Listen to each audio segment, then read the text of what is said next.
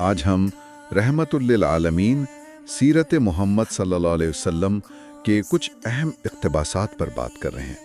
कोशिश ये है कि इन ज़राए की रोशनी में नबी करीम सल्लल्लाहु अलैहि वसल्लम की ज़िंदगी, उनके किरदार और उनकी कुर्बानियों को समझें। जी बिल्कुल। और देखें, ये ज़राए कुछ बहुत बुनियादी सवाल भी उठाते हैं कि कौन था जो हमारे पैदा होने से पहले हमसे मोहब्बत करता था, किसने हमारे लिए आंसू बहाए, तकलीफ़ें उठाईं।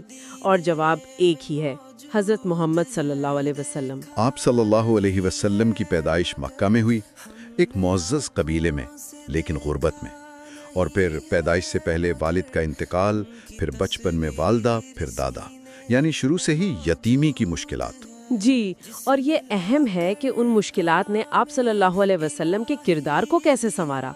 हमदर्दी, इस्तिकामत, यतीमी के बावजूद जवानी तक सब आपको अल सादिक अल अमीन कहते थे। सच्चा, अमानतदार, बुत परस्ती से हमेशा दूर रहे, माशरे की बुराइयों से अलग, गारे हिरा में सच की तलाश। और फिर 40 साल की उम्र में गारे हिरा में ही वो लम्हा आया, हज़रत जिब्राइल अलैहिस्सलाम पहली वही लेकर आए, इक़रा, पढ़ो, नबूवत का आगाज़। जी, और ये कोई मामूली वाक़या नहीं था। आप सल्लल्लाहु अलैहि वसल्लम पर इसका गहरा असर हुआ। एक खौफ की कैफियत तारी हुई। घर आकर हज़रत खदीजा रज़ियल्लाहु अन्हा से कहा कि मुझे कंबल उड़ा दो। और वो हज़रत खदीजा ही थीं जिन्होंने आप सल्लल्लाहु अलैहि वसल्लम को तसल्ली दी, सबसे पहले ईमान लाईं और अपनी हर चीज़ आप सल्लल्लाहु अलैहि वसल्लम के लिए वक्फ कर दी। सही। फिर जब आप सल्लल्लाहु अलैहि वसल्लम ने मक्का में तौहीद की दावत दी, ला इलाहा इल्लल्लाह, तो अपने ही लोग कुरैश सख्त मुखालिफ हो गए। मुखालफत, वो तो बहुत नरम लफ्ज़ है। उन्होंने मजाक उड़ाया, मजनून कहा, जिस्मानी आजियतें भी दी, नमाज पढ़ते हुए गंदगी फेंकी गई, गला घोंटने की कोशिश की गई। और सहाबा किराम पर जो गुजरी वो तो अलग दास्तान है। जी, हजरत बिलाल का वाक़या, तपती रेत पर लटाया जाता, सीने पर पत्थर, सिर्फ इसलिए कि वो कहते थे अहद अहद। अल्लाह अकबर, इतना सब्र। ये ज़राए इस पर क्या कहते हैं कि इतनी तकलीफ के बावजूद दुश्मनों के लिए भी दिल में सख्ती क्यों नहीं आई। असल में आप सल्लल्लाहु अलैहि वसल्लम की रहमतुल्लिल आलमीन वाली शान वो इतनी गालिब थी कि ज़ाती तकलीफ़ें उसके आगे कुछ नहीं थीं। आप सल्लल्लाहु अलैहि वसल्लम तो उनके लिए भी हिदायत की दुआ करते थे।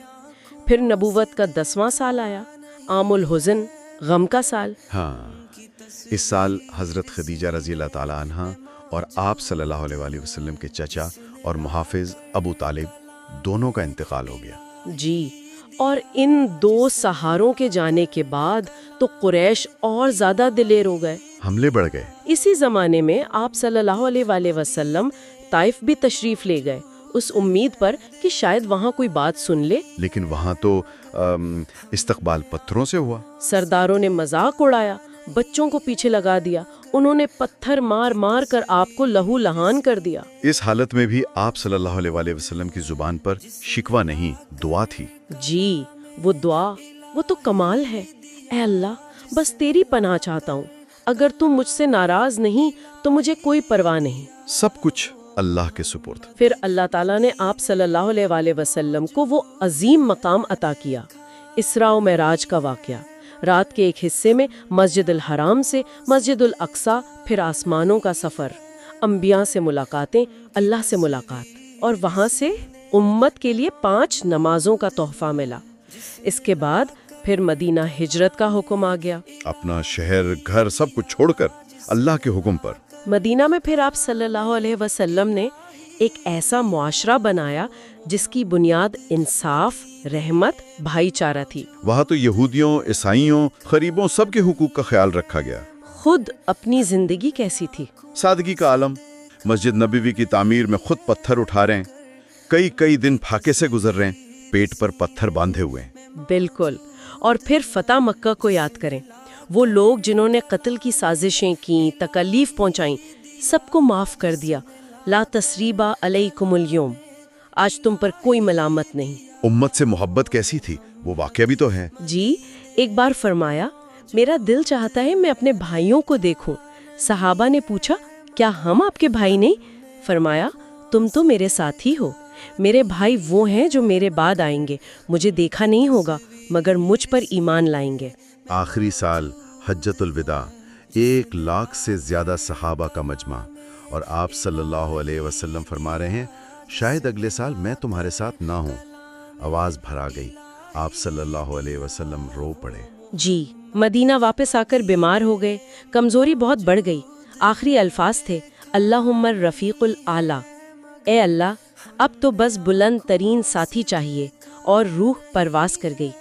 اس دن مدینہ پر جو کیفیت طاری ہوئی ہوگی، ایک خاموشی، صحابہ غم سے نڈھال تھے۔